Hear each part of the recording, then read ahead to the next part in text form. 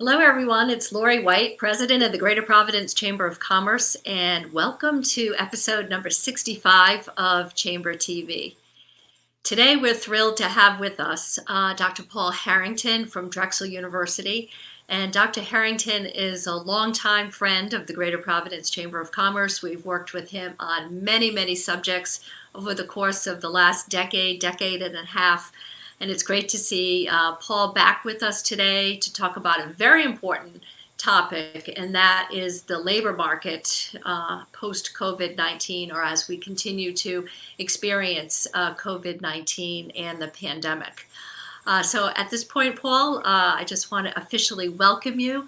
Hope you're doing well, and looking forward to hearing your presentation since you are a subject matter expert on labor markets and policy, understanding what your thoughts are on the local job market and what we must be thinking about in the next 12 to 18 months. So over to you, Paul.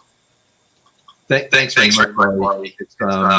It's great to be with the Chamber again. It's been a while since I've had the chance to speak, and I wish we were at a live event so I could see everybody and see some old friends in Rhode Island. You know, what I thought we'd do today is really discuss 5 topics related to this COVID issue. First, we'll start out with a little overview about the U.S. job market and the relationship between unemployment and job openings and how that's kind of played out in the last 3 or 4 months. Then we'll kind of focus a little bit more on New England and how this has kind of played out in the region. And then we'll focus in on Rhode Island. First, on the Rhode Island labor force and unemployment issues. And we'll divide the time period up into the first part, the COVID crash and what happened there. And then we'll talk about the COVID recovery, because there's been a very strong jobs recovery and unemployment recovery in the state in the last couple of months. So we'll talk about how that's played out in the job market. We'll talk in terms of labor force activity. We'll talk about the nature of job destruction and job recovery, kinds of industries where that's occurred. And then we'll take a closer look at the characteristics of unemployed workers through the insured unemployment data that's been made available to us as well. So as usual, there's going to be a lot of data that we're going to go through, but I hope you all find it interesting. So we could flip over to the first slide, Mike.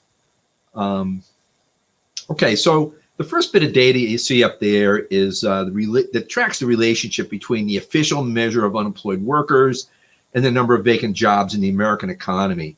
So if you go back to the far kind of left-hand side of that, you'll see in June 2020, kind of the bottom of the Great Recession, you see 15 million unemployed workers and about 2 million vacant jobs. So you see this relationship where unemployment rates are high, vacant jobs are low. And then over the next 7 years, you see this decline in unemployment and this rise in job openings. And by the time you get to late 2017, early 2018, the American economy actually reaches full employment. We have 1 unemployed worker for every vacant job. So all the unemployment we have here is either due to frictions in the job market, people changing jobs, moving from one job to another, or it's structural. There's some kind of skills gap or information gap or incentive gap, to get people working. And you see that through February of this year, the size of that structural problem worsens, where the number of vacant jobs is greater than the number of unemployed workers. Okay, and so there's widespread labor supply problems in the American economy, and many of your employers across most industries in Rhode Island, are having trouble getting labor supply at prevailing wage rates. And so there's been a little bit of upward wage pressure, but there's just been a lot of work left on the table because firms just have not been able to get the labor supply that they want. Then we get to February, March of this year, and you see this explosion in the number of unemployed workers. And this, of course, is the COVID shutdown. And this is a policy shutdown. The economy was performing very well, but through a set of policy decisions across states, the economy was just shut down. The interesting thing is we get a fall off in the number of job vacancies, but it's not the same as we would have expected given the huge spike in unemployment. So if we flip over to the next chart, you'll see something called the Beverage Curve. Mike, can you flip that? Okay, and this curve, it's a little bit different. It's the same data, but it plots the relationship between unemployment and job vacancies. And you can see that, if you look at that curve, at most of the curve, you see this downward sloping relationship. So when the number of unemployed workers is high, the number of vacant jobs is low. And as the unemployment situation is, we reduce the number of unemployed workers, we see the number of vacant jobs goes up a lot, okay? Except in the last 2 months. When you see those two dots up in the direct north part of the zone of that chart, you see very high unemployment rates, but the vacancy rates aren't that low. We got, 22 million people unemployed. We still got about 5 million vacant jobs. And under normal circumstances, we'd expect those two dots to be way over in the northeast zone of that chart. There's something strange going on here. And if we flip over to the next chart, we can take a closer look at these numbers. You see that in January and February this year, we had about 7 million vacant jobs, about 5.8 million unemployed workers. So we actually had more unemployed workers than vacant jobs. In March, things start slipping a little bit. We get fewer job vacancies, a little bump in unemployment. And then you see April, we got the explosion in unemployment. We got 23 million unemployed workers, basically 5 million job vacancies. But then in May, what we see is unemployment comes down a little bit, vacancies go up. But you can see the ratio of unemployed to job vacancies still remains relatively low, certainly by historical terms. If you get back to 2010, we had 7 unemployed workers for every vacant job. We got 23 million people unemployed in April of this year. We still have fewer than 5 unemployed workers per vacant job. So there's still some kind of mismatch. There's still some kind of barrier to filling vacancies during this period of even the COVID crisis. So if we flip down to the next chart,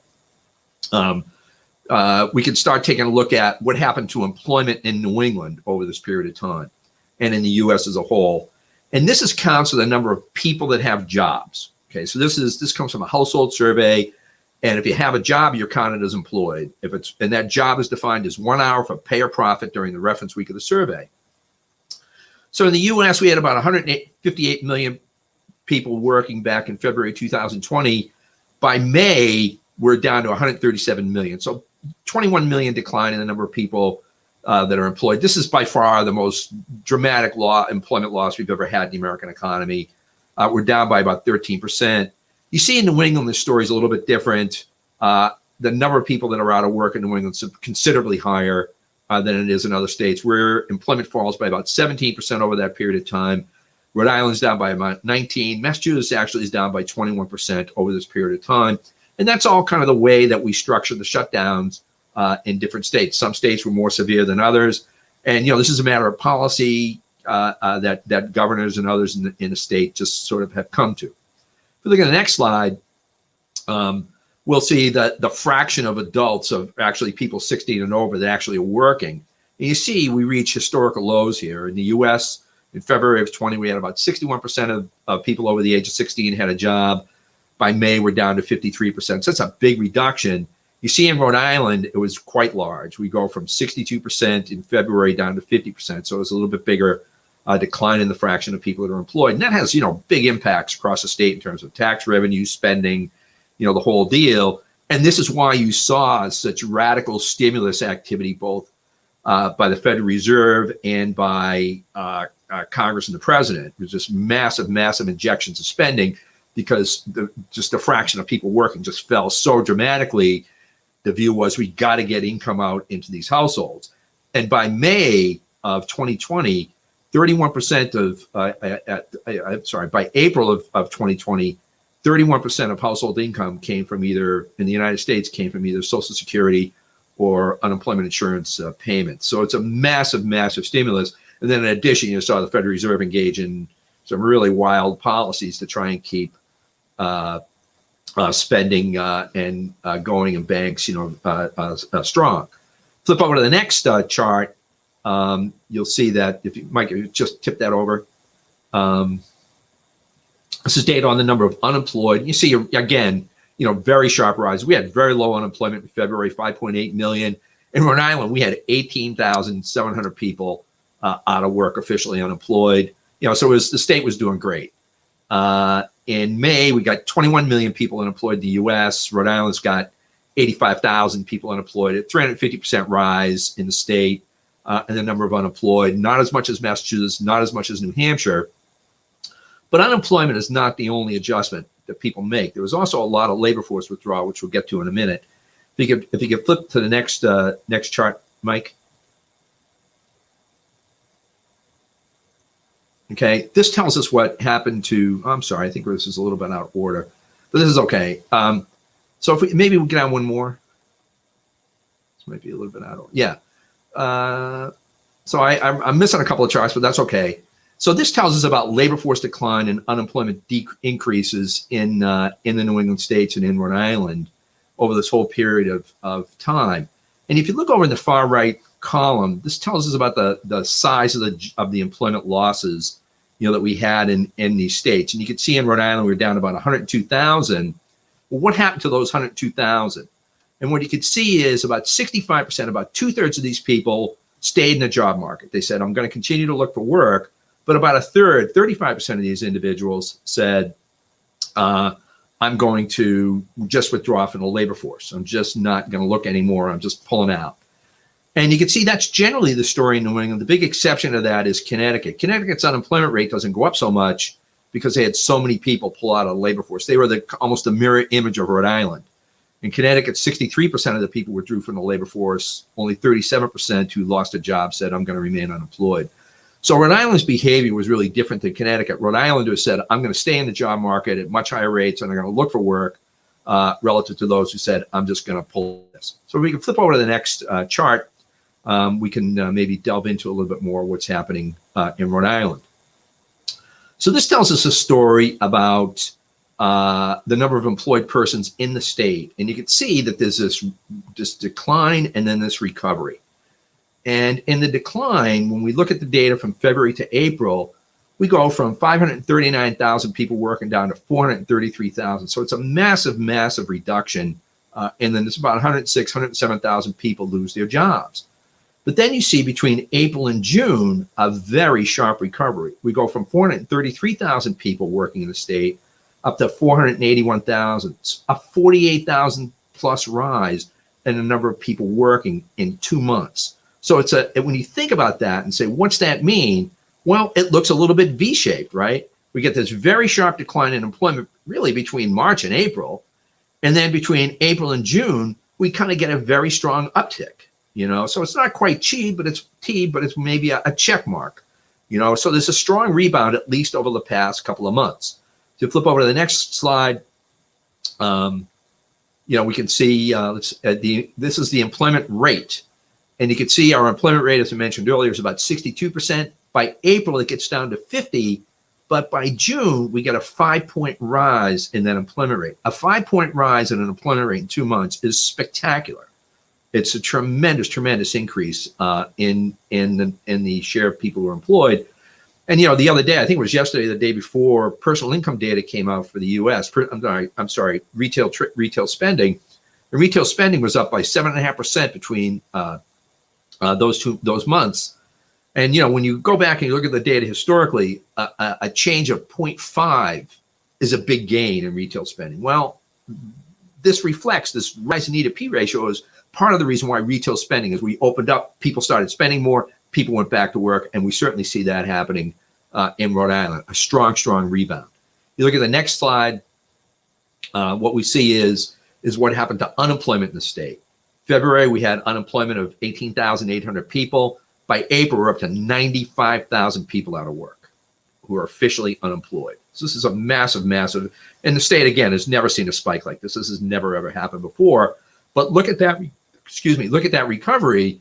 In 3 months, we go from 96,000 people out of work down to 68,000. So it's a tremendous, tremendous reduction in just a couple of months in the number of unemployed people. The Rhode Island economy was able to get these people back to work very, very quickly. It's a very, very strong gain there.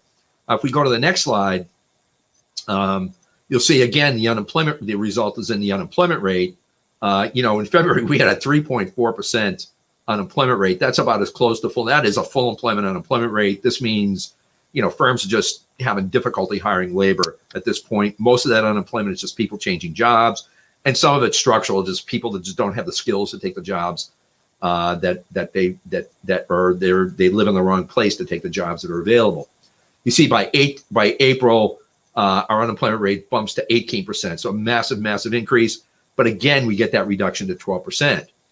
If we had not had that labor force withdrawal, that unemployment number might actually be down a little bit more. So anyway, let's go through the next into the next slide. And we'll talk about, trends in the Rhode Island labor force. And you can see one of the ways people did adjust in the Rhode Island labor market was employment. The number of people we had in the labor force was about 558,000 in February.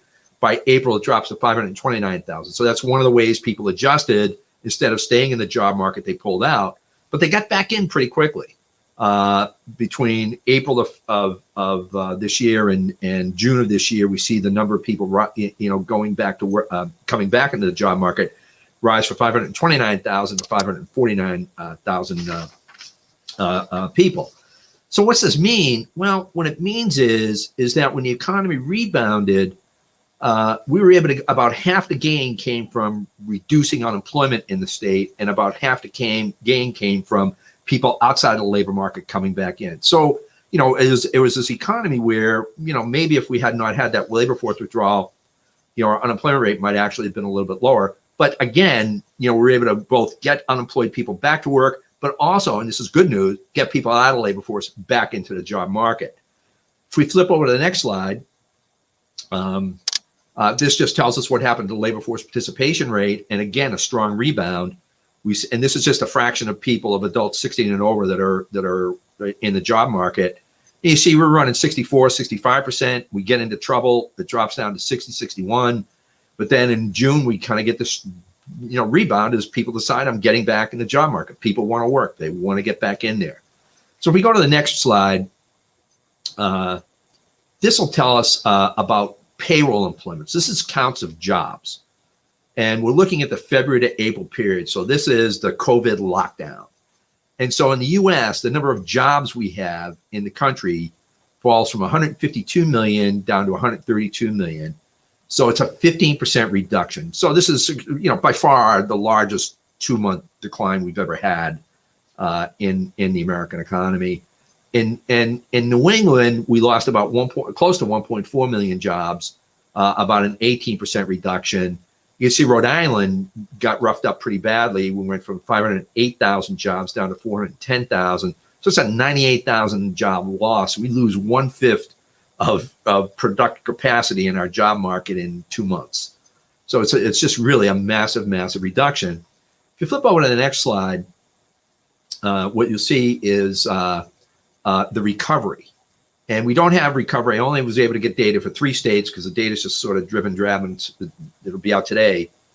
But I was able to get data for 3 states for June and for the US. And you can see in the US, employment rose by 5.8%. Went from 130 million to 137 million jobs, 7.5 million jobs. This is phenomenal growth. I mean, a typical an extraordinary month in job creation is 800,000 jobs for the US. This is 7.5 million in 2 months. So the economy bounced back very, very quickly, certainly by any kind of standard that I would be familiar with. You look at Rhode Island. Rhode Island did phenomenally well. This opened up the reopening in Rhode Island caused we added 33,000 jobs in the state, despite the fact that government employment, state and local government employment, actually fell by 3,000. This number would be closer to 37,000 if we just considered private sector jobs. So it's a very strong rebound in Rhode Island, substantially stronger rebound in Rhode Island than was the case for the US as a whole. So the state did really well in terms of recovering jobs during this period of time. So let's take a look now at where we lost some jobs in the state and where the recovery came from. So the first set of industries that I have up here are industries that are not in the college labor market as much as the next set of industries. These are industries that, tend to hire production workers, semi-skilled white-collar workers, semi-skilled blue-collar workers, people involved in kind of service occupations. You'll find more in these. And this isn't universally true, but on average, this would be typical of these industries. And one of the things you see is that you look at that very top line, total non-farm, and you see, well, the state lost 98,000 jobs. And then you go to the second to the bottom line, where you have all selected industries. Okay, 70,000 of them came out of these industries that don't hire as many college grads. So this was focused on these losses. 7 out of 10 losses, in the state came out of these industries. And then unsurprisingly, as you look at what these industries are, you kind of get a picture that's not going to surprise anyone. The big loss here was in accommodation and food services. Employment fell in that industry from 53,000 to 19,000 in 2 months. So it's a loss of 65%. It was just an absolute collapse in that industry. Other areas where we see pretty substantial losses, we're in this other services industry, which is a lot of blue collar jobs, a lot of repair, installation jobs, things like auto repair, HVAC, things like that got roughed up very badly. So employment fell by 28% in that industry. You see arts, entertainment, and recreation. So, it's stuff that goes on at the Duncan Center and museums, art facilities, and the like, 60% decline there. And then you see retail trade got roughed up. We lost 9,400 jobs, down about 19% as well. And, this is because consumers just couldn't consume, right? You're in a lockdown. It's a very tough. I was speaking to someone in Rhode Island the other day, a friend of mine, and she said she hadn't bought gas since March 13th. And that's reflected in these data. If you take a look at the recovery, though, for these industries, we'll flip over to the next slide, you get a pretty interesting story, too. So the state added 33,000 jobs over this period of time. Well, these same industries were the source of that growth. Out of those 33,000 jobs, 27,000 of them came out of these industries. And what industries did they come out of? Well, look at accommodation and food services, up by 79% over this period of time. 15,000 jobs came back during this period of time. So, really spectacular growth. And I had the chance to speak with Mark Broder at the Rhode Island Commerce Corporation, who was just a master of understanding what's going on in this industry. He's very involved in the tourism business there. And what Mark said was that a lot of the gain, a lot of the rebound here really came from people driving to the South County, taking cottages, taking homes, enjoying the beaches there, and that occupancy rates in South County are really high. Rental rates are strong. Retail has rebounded down there. More problematic has been Providence, as the Duncan Center and the Convention Center and other facilities just have stayed closed, and business travel has remained curtailed. So the tourism part of accommodation and food services seems to have had a very strong recovery, certainly relative to its losses. And but what's holding it back a little bit has been the business part of things really still slowing down. See, retail trade made a good bounce. Added 16,000 jobs, up by 50%. Up by 15% over that same period of time. The other services industry, you would have hoped for a little bit better. Added about 1,400 jobs relative to the size of the job loss. Not bad. But these industries altogether, the industries that got roughed up, were also the industries that were able to recover. So again, kind of indicative of this sort of V-shaped rebound here. These jobs were able to get these companies were able to kind of get people back together and get production up pretty quickly. If we flip over to the next slide, we're now going to kind of look at another sector of the labor market, which is more intensive, employs more college grads. And when you look at this at these industries, rather than losing a big chunk of their jobs, what we see is their employment. It's not that I mean to trivialize their losses. But rather than losing 28% of their jobs, they lost 11% of their jobs. So much more modest, even though it's massive, a much more modest job loss for these industries relative to other industry sectors. But when you look at this industry, it's interesting. So out of these 27 million jobs, who got beat up? The answer is healthcare and social services. And I think a lot of that was unintended, but you really see especially ambulatory care services. And particularly within there, what you see is dentist offices, office of physicians, physical therapists, occupational therapists, those kind of facilities got killed. They lost 9,000 jobs. Employment in those industries fell by 32%.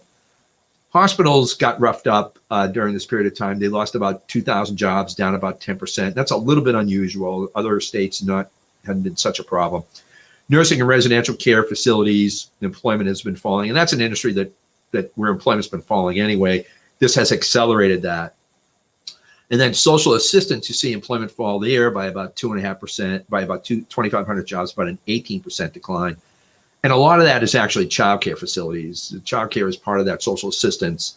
So this childcare facility shut down, I think cost some jobs in that industry. And also personal care attendants that provide support to ill people under Medicaid. I think there was probably some reduction in employment associated with that as well.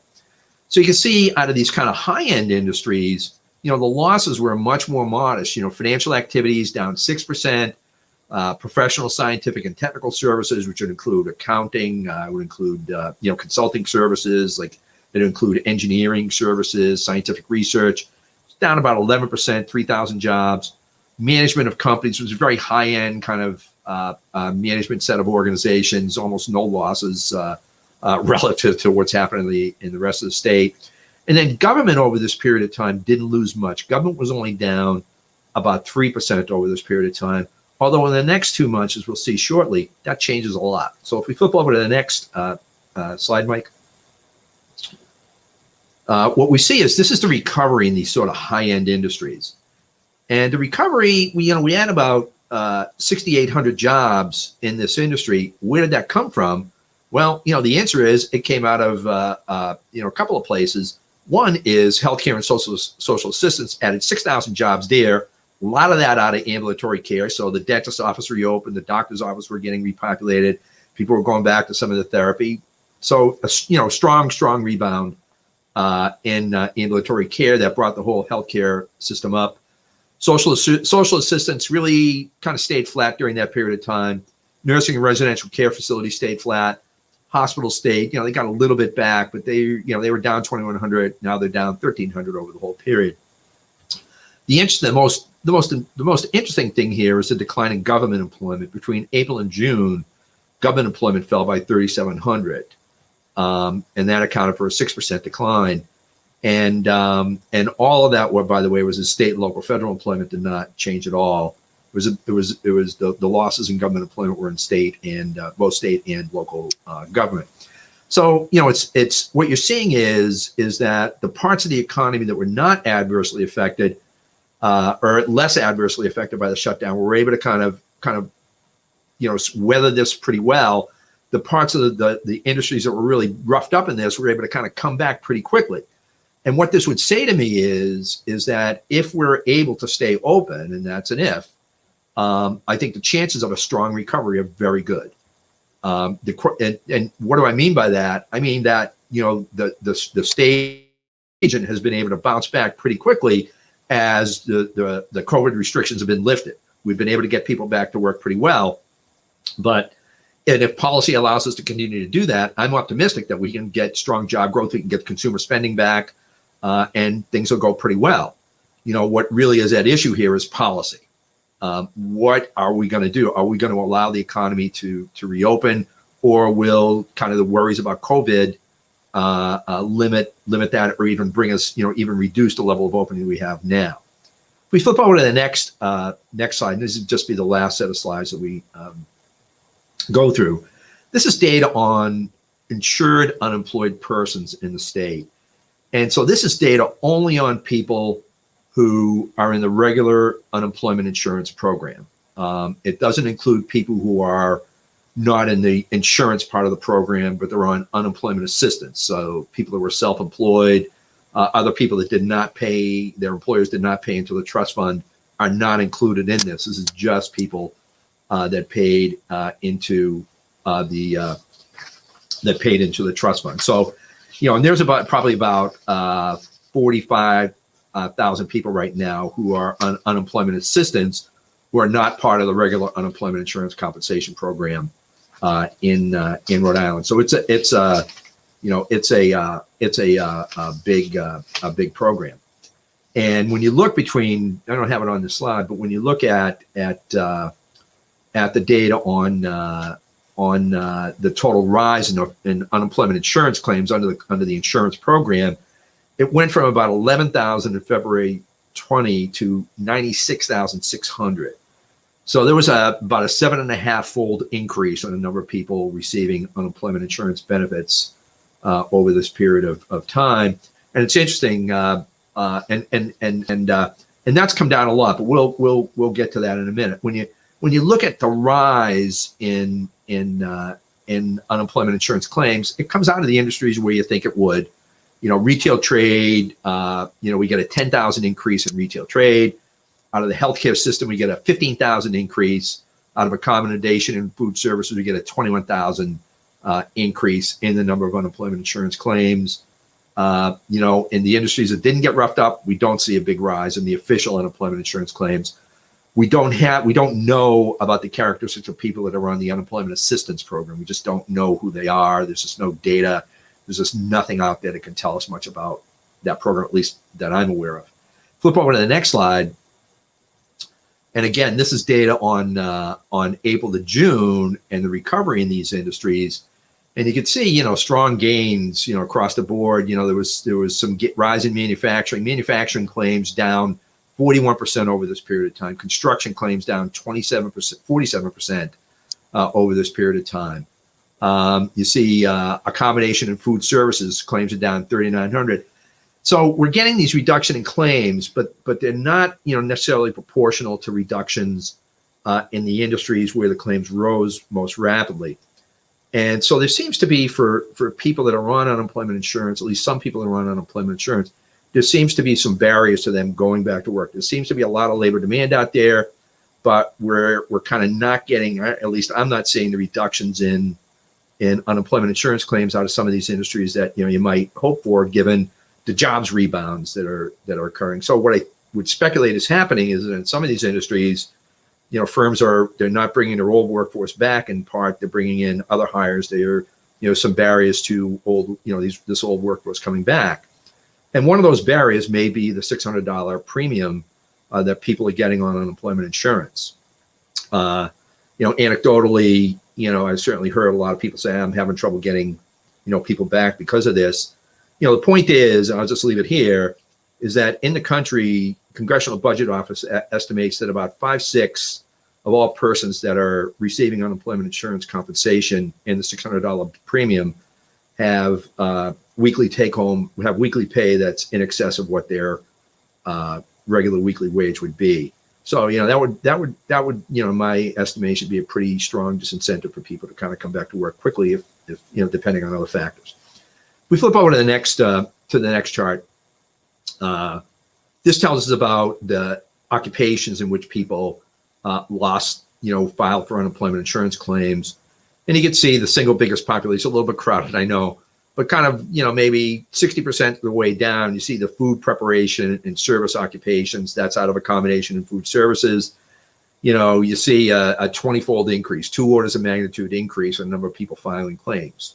Or not filing claims, actually receiving benefits. We go from 767 people in February of 20 to 17,300 by April. So just an explosion in this. You see office and administrative support. It's up by 1 order of magnitude. That's a lot of temporary help, is what you're finding in that industry. Sales and related. Again, that's going to come out of some of the retailing. You see 6,600. Rise in the number of people who are getting benefits. So, it's kind of across the board. You're getting these sort of big increases, but the absolute values are really in food preparation, sales and related, office and administrative, clerical positions. And then in office and administrative, there's also, I should add, is our cashiers. So you see the big bumps in those sets of industry, those sets of occupations. If we slip down to the next slide. Mike, if you just flip the next one. And you can just see, this is a little bit about the race, ethnic, and gender characteristics of claimants. You see a much bigger rise in female claims than male claims. In February, you had substantially more men than women collecting unemployment insurance. By April, that ratio is, substantially reversed. Male claims rose from 7,700 to 41,000. It's a 400% rise. Female claims rose from about 3,500 to about 55,000 by April. It's a 51,000 rise. It's a 15-fold increase, in the number of claimants. When you look at race ethnic data, it's a little bit what you see is the Hispanic population. We don't have the Hispanic as an ethnicity. It's not a race. So Hispanics are also scattered in the race data you see below that. So what you see is Hispanic claims rose from about 1,700 to about 13,000 over this period of time, about 700% rise. Non-Hispanic claims rose from about 7,000 to about 62,000. So it's about an 800% rise over that period, an eightfold rise over that period. So, it's the likelihood of an Hispanic filing it, getting unemployment insurance, a little bit lower than that of non-Hispanic counterparts, or at least, filing for it and getting the benefit. Now, when you look at the next set of slides, you'll see that the rise in the, no, I'm sorry. If you go back, Mike, I'm sorry. I just go back one. Yeah, sorry. Great. Just go. Yeah, there we go. So if you see down the bottom there, you see that the white population, and that may include Hispanics, about 75% of Hispanics will classify themselves as white. You see a rise from about 7,500 to about 66,000 by April. It's a 58,000 rise, about an eightfold increase. Among African Americans, again, about an eightfold increase in claims. So when you look across race ethnic groups, it's pretty proportional in terms of the rise in unemployment insurance claims. When you look at it by gender, you see women are much more likely to file and receive benefits than men. And you look at the industries where some of this occurred, and they tend to be at times female dominated, particularly the health sector. Flip over to the next one. And you'll see that I don't have much data on the recovery. I wasn't able to get the ethnicity and race data for this morning. It'll be out there, but not today. And this is the recovery by gender between April and June. You see the number of claims we had fell by 20. We went from 96,000, 69,000, 27,000 reduction, solid, 28% decline, very good. Male claims went down by 31%. Female claims, not so much, down by about 26. So females tended to maybe stay out a little bit longer. That may have to do with the nature of the recovery. Who knows? Flip over to the next chart. And this just tells you a little bit about the age characteristics of claims filed and benefits received between February and April of this year. And you can see that this is very heavily concentrated among prime age workers, those people aged 25 to 54. You could see that the 25 to 34 is up by 22,000, 35 to 44 up by 16, 45 to 54 up by 13 age. So this is kind of the breadwinning population here who got roughed up. So this is really kind of the heart of the Rhode Island economy. This is not a happy story, of course. Big increases in the number of people under the age of 22. I was really surprised by the number of people aged 22 who were able to claim benefits. That was a big change for me. If you flip over to the next slide,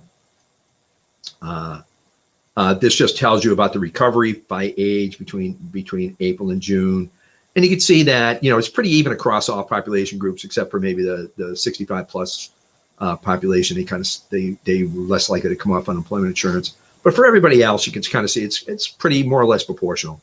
We go to the last set of slides just related to educational attainment and who filed for unemployment insurance claims. It's pretty interesting. Between February and April, out of that 96,000, 30,000 were high school graduates, 23,000 were some college, and then bachelor's degrees were 9,700, graduate professional degrees 14,000. And the graduate professional degrees, I think, is probably surprising in some sense. But where that came from is out of that ambulatory care industry. That's a very, very high-end industry, and some of that bachelor's came out of that as well. There's that healthcare sector. A lot of professional people in those industries lost their jobs, and people in professional, paraprofessional jobs got roughed up pretty badly as a consequence of that. You see some college, a tenfold increase in the number of people with some college, and then high school grads about a sixfold increase. So. You see that education did not necessarily insulate people very well from the COVID shutdown. In fact, quite the contrary. If you flip over to the final slide, which tells us about where we got the bounce back, and you can see we kind of across the board Graduate professionals, we've opened up the physicians' offices, dentist offices, and the like. We've seen the number of UI claimants fall from 15,000 to 10,000. It's a good, good strong reduction. Bachelor's degree claimants falls by 3,600, a 1/3 reduction. People with some college down by 29. So across the board, maybe a little bit stronger in the college graduate, people with bachelor's degrees and higher, but strong reductions across all educational attainment groups here. So when you kind of take a look at this data and you say, well, what's all this mean? How do I interpret this? The answer is that when the COVID restraints were put on, it was a massive, powerful shutdown of key sectors in the economy. It sharply reduced consumption, and that played out in the consumption of accommodation and food service kind of goods and services, sharp reductions in retail trade, and then somewhat surprisingly, sharp reductions in the health sector, particularly in the ambulatory care component of that. The construction and manufacturing sectors that were exempted, and we saw very little reduction in employment. That they weathered things. They were exempted from the shutdown in Rhode Island, and they weathered this very well. There were some job losses there, but particularly when you look at the data more carefully, you see that the durable goods industry, durable goods manufacturing, particularly shipbuilding industry, was very strong in the state, has been very strong in the state over a long period of time. Has been really important to the stability that we saw in the manufacturing sector. When I look at this data and say, what's this really mean? It means that the potential for a strong, sharp recovery is there. That in the last 2 months, we bounced back really well in Rhode Island. The question is will we be able to continue that? And if we are able to kind of keep the status quo, and we're able to allow schools to open and no more business shutdowns, I'd be very optimistic about what's going to happen in the fall. But this really is not going to be determined by the level of economic activity. Is going to not determine what happens in the world. What's going to determine what happens in the world is going to be policy, and what the policies are going to be in the next 3 or 4 months remain uncertain. And so firms in the last 2 months have acted in such a way that I think things are going to be great. The question is, will they keep that optimism going? Or as we start seeing rises in some of these caseloads, COVID-19 caseloads, is there going to be more concern, and our producers going to get more concerned that an extended shutdown will be put in place? And this is a matter of policy at this point. I'm optimistic that the economy and the labor market can rebound very quickly if policy is such that it's permitted.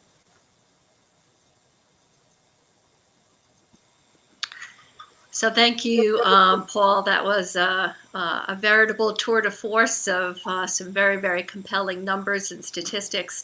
I just want to take you back a second. You are a veteran in examining Rhode Island data, employment data, labor market data over many, many years. Decades. Yeah, I was going to say many, many decades, but then I switched it to years. But the question I have for you at this moment is, does anything jump out at you in terms of where we had been traditionally, or what you expected to see in these numbers, and what you're seeing today? Were you pleasantly surprised? Yes, I was. Yes, I was.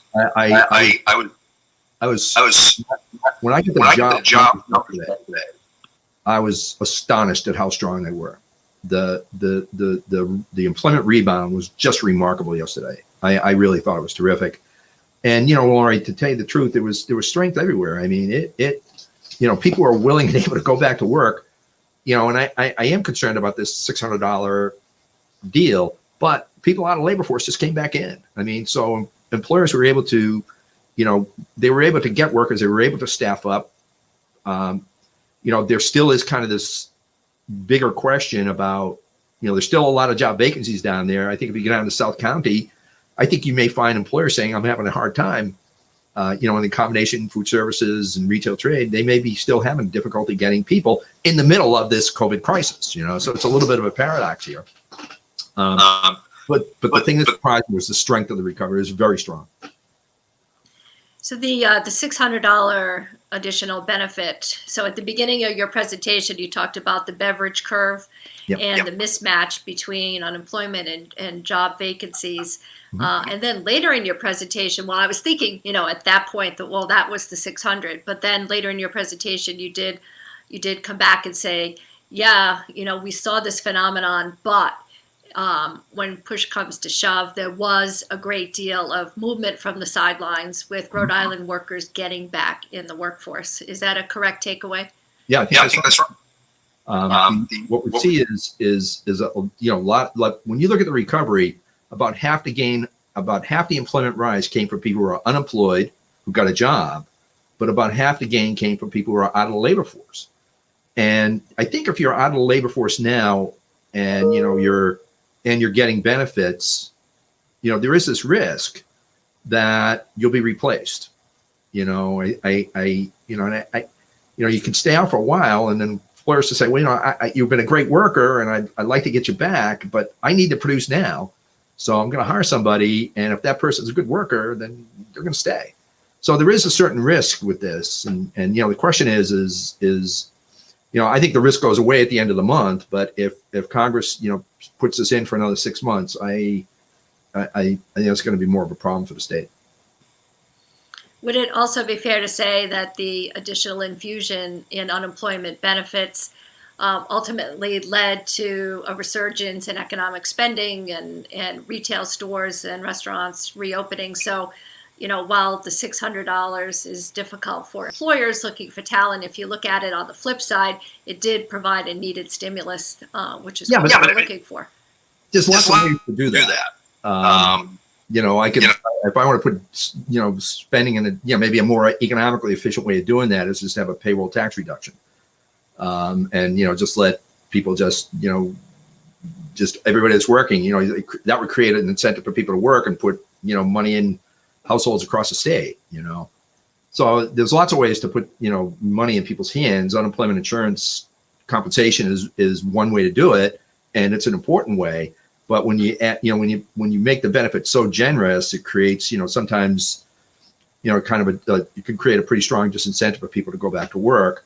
Then that becomes a capacity constraint in the ability of the economy to grow.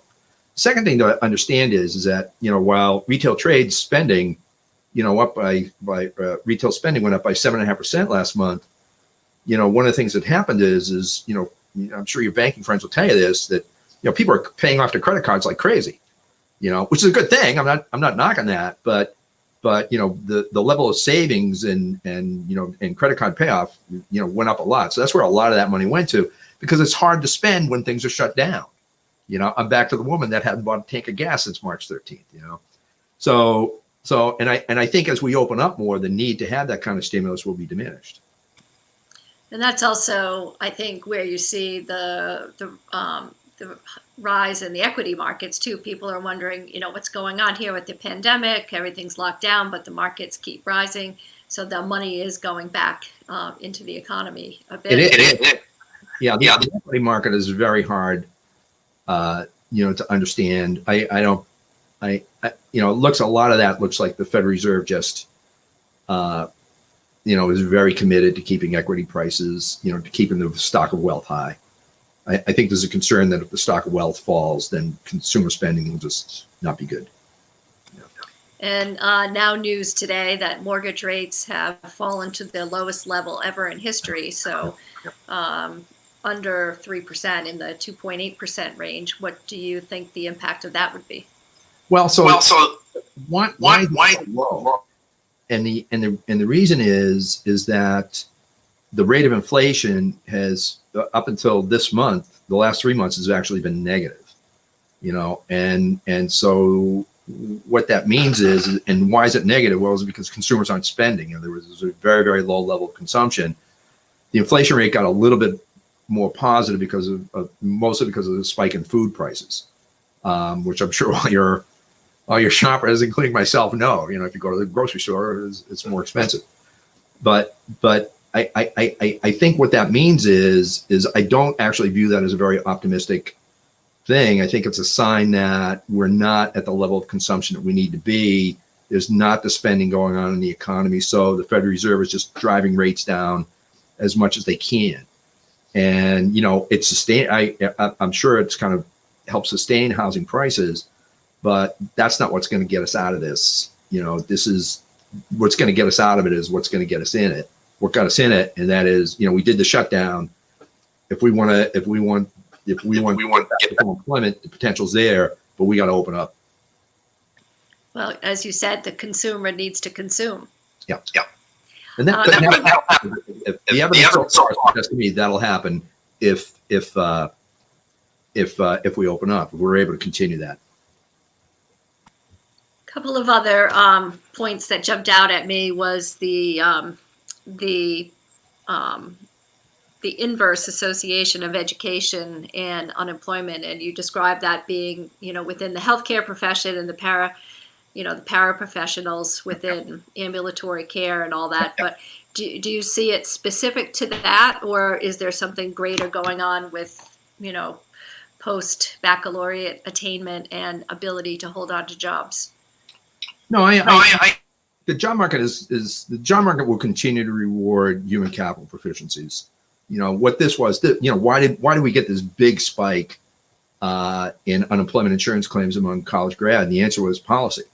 We said to the hospitals and the healthcare facility, you can't do any but the most urgent procedures. So as a consequence, we just shut it down. And you think about the healthcare system in your state, it's about 20% of jobs.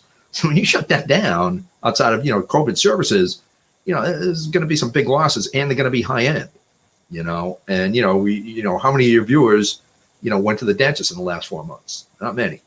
And so, and if we open and if we let dentists stay open, well, everybody's going to go get their teeth cleaned again, right? And get them repaired and all that sort of stuff. So I think that was really more a matter of policy. When you look at the longer term and where the state's going to go, I think the payoffs to, literacy, numeracy, work experience, specific kinds of post-secondary education. New England Institute of Technology is, one of the great institutions that creates a lot of post-secondary opportunity in the state.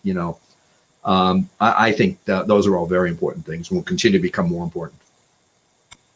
And the female disparity was also a little disturbing, and particularly if you think about what's to come with schools reopening, potentially not reopening, right. And a disproportionate load of childcare being placed on mothers, if you will. And there was a story in last night's Wall Street Journal that actually picked that apart about, disproportionately impacting mothers, females, more so than their male counterparts or fathers.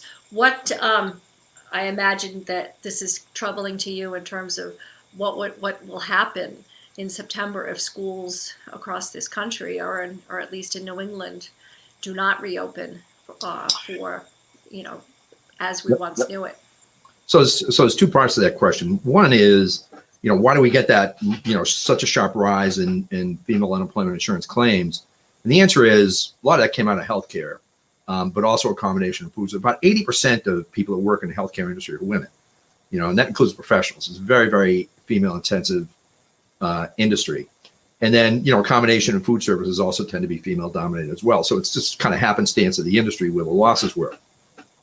Second part of the question, much more troubling, that if I think your employers may be coming, the risk of a pullback on opening may be rising as I see this debate about schools, because schools aren't going to open, then that signals a whole other set of things to consumers, about what their options are going to be available to them.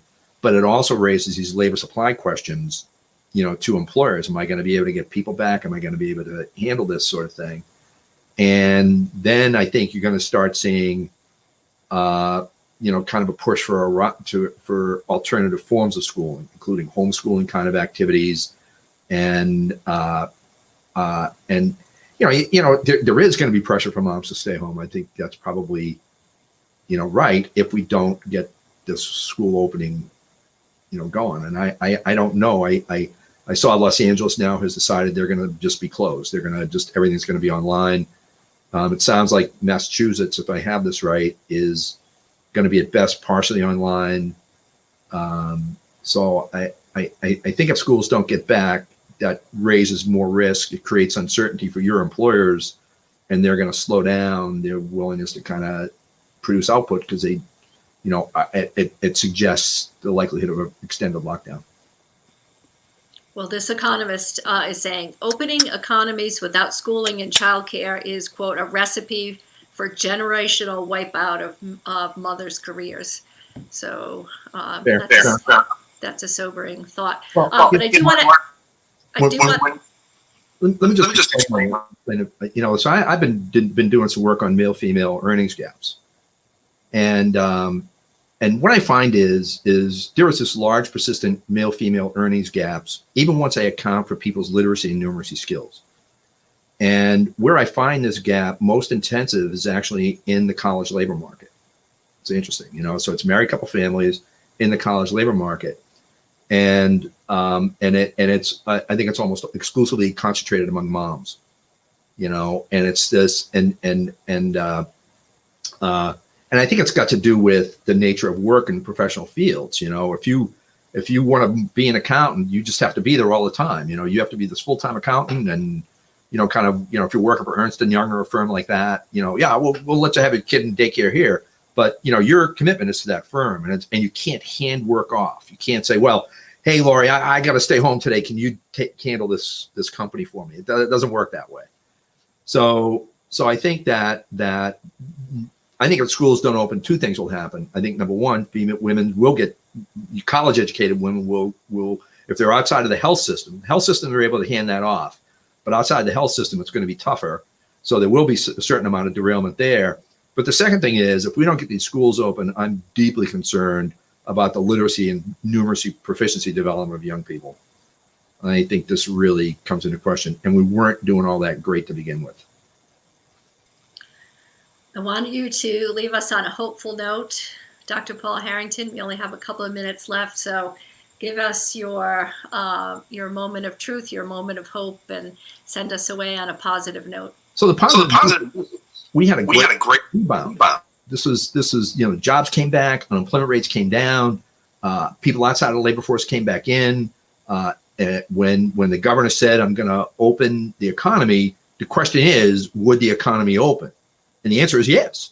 Okay, that's a great answer. That's something to really celebrate and be happy. Employers were really able to get their workforce back, get people back to work in healthcare and retail and accommodation and food services. South County opened up, has done great. So we know we can adjust, we can adapt, we can adapt to policy. Now what we got to do is figure out, are we going to be able to organize our school systems in such a way? Maybe we need to go rent some more space. Are we going to be able to get kids back in school full time, give them the education they deserve, and then kind of engage in a set of practical social distancing policies and other kinds of activities that keep people safe, but let us keep the economy fully open. If we can do both of those things and tread that line, then I think there's lots of reason to be upbeat. Dr. Paul Harrington from Drexel University, thank you so much for your time and your attention and your scholarly approach to analyzing our labor markets. I know you have worked with us for many, many, many years, looking at various labor shortages, labor skills, demand issues, and you are very well versed on everything in terms of the labor markets here in Rhode Island. And we always call on you when we want incisive and new and fresh ways of looking at what we're doing here from a business policy, economic development policy, labor market policy point of view. So we thank you so much for doing this. We are so thrilled that you see some very, very sharp positive adjustments and when you've most recently looked at Rhode Island data, and the fact that you find our recovery to be astounding and absolutely very much on the right track is such exciting news for all of us and for our employers, which is not to minimize the pain that we know a lot of families are still feeling and suffering through. But for now, this is good news that we will take, and we will certainly trust your advice and guidance going forward about the reopening of schools and the impact that will have on our economy and on our kids' future long into the future. So thank you very much for everything, Paul, and we will see you very soon. Nice seeing you.